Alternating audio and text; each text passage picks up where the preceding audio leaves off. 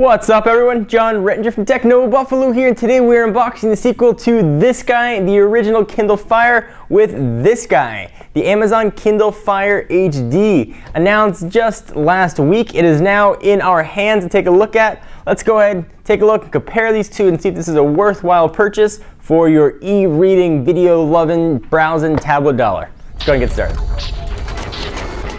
Alright, so here is the box of the Amazon Kindle Fire HD. You got a black Amazon logo embossed there. Logos on the side, pretty small, especially when you compare it to the box of the original Kindle Fire. Thing was a behemoth.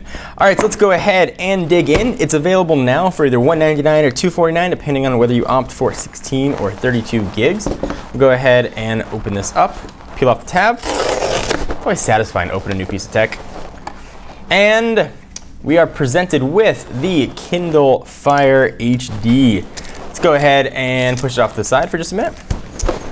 Smaller because we don't have any sort of power brick in here. All we have is a micro USB charging and sync cable. Probably have a ton of those laying around. And to wrap up what's in the box, you've got to getting to know your Kindle. All right, so we've gotten to know it. Hi Kindle, my name is John.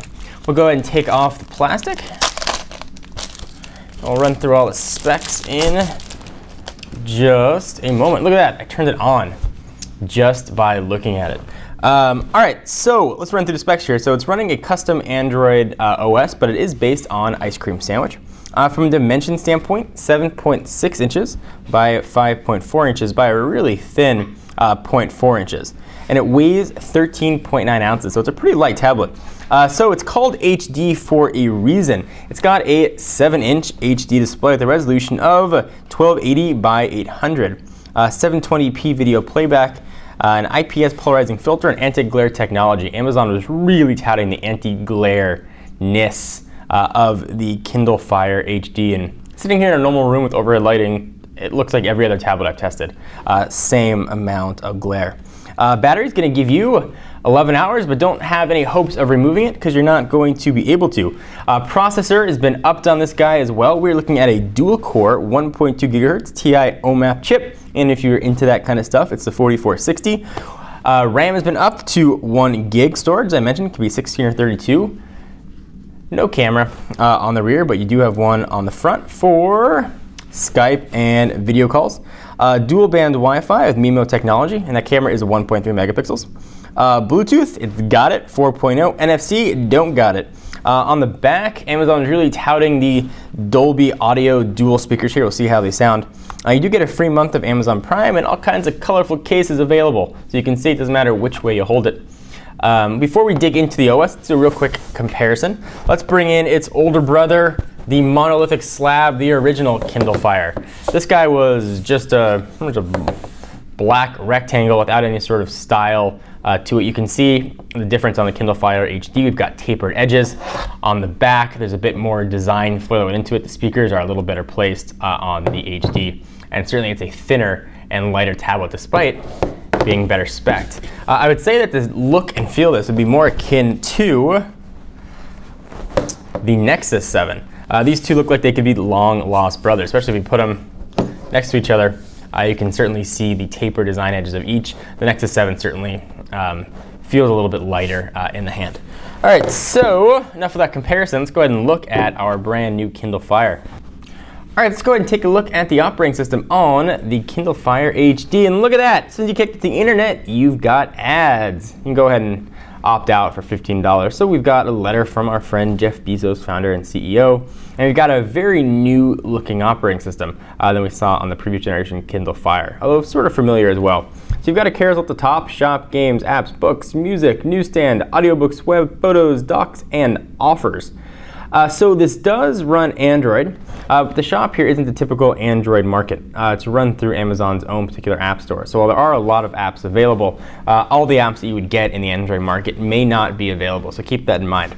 Navigation here is done now via 3 on-screen buttons. Home button sort of oddly placed on the left, a back button, a star button. It's going to pull up a menu that'll let you add all your favorite applications there. Here you can see some questions, IMDb, quick tips, and email. Go ahead and exit home. Let's go ahead and take a look at the App Store real quickly, give you a quick sense of what's here. Most productivity apps are going to be here though. You've got Office Suite, email, contacts, of course Skype, so you can go ahead and get you a video chat on. There is a decent amount as well. This is all stuff that's been in the cloud, stuff that's on devices. And these are all the apps that are on the device. Let's go to the App Store and see what we have. So we've got games and that kind of stuff. I found that most of the apps I use are here, but if you're like the kind of person who likes to go through and browse for new and exciting applications, you are going to have a bit of a more limited experience than you'd have on a typical Android market. But there are a decent amount of apps here. Minecraft Pocket Edition, Cribbage. If you like Curious George, he's a naughty little monkey. You can go ahead and play that there as well. Go ahead and go back home. Let's take a look at some of the other stuff here. Games. These are all your games you're going to live. You can see what comes preloaded. If anything, nothing. Just takes you back to the App Store. We'll go home. Books. Of course, this is a Kindle, so it's great for reading. This obviously is meant for video consumption, and one of the big deals with the Kindle is that it links into Amazon's pretty tremendous video services. So whether or not you want to watch video from Amazon Prime or download music or movies, this is probably the only ecosystem right now that can really rival Apple's iTunes. So if you're looking for an alternative or you want something less expensive, this is going to be a really solid option. So we'll do a full review and walk you through all the hardware and everything, but let's take a look at the device itself and walk you through the software, of course, as well. So top of the device, you really only tell which way is the top or the bottom by looking at the back and seeing which way the Kindle goes. So we've got, on the top, we've got a pretty hard to find and feel power button. It almost feels flush to the device. You gotta almost look at it. We've got a volume toggle up and down. There are those dual Dolby speakers, 3.5mm headset jack. On the bottom, we've got HDMI out and a micro USB charger and syncing port. This might look like some sort of stand that pops out, but it does not. We've got a soft touch, evidently fingerprinty rubber feel on the back. This has been a first look at unboxing at the Amazon Kindle Fire HD. Of course, we'll do a full review of it. Anything you guys want to see or have questions, leave them down below. Be sure to check us out at technobuffalo.com for the latest and greatest tech news. I'm John Rettinger, and I'll see you in the next video. Bye-bye.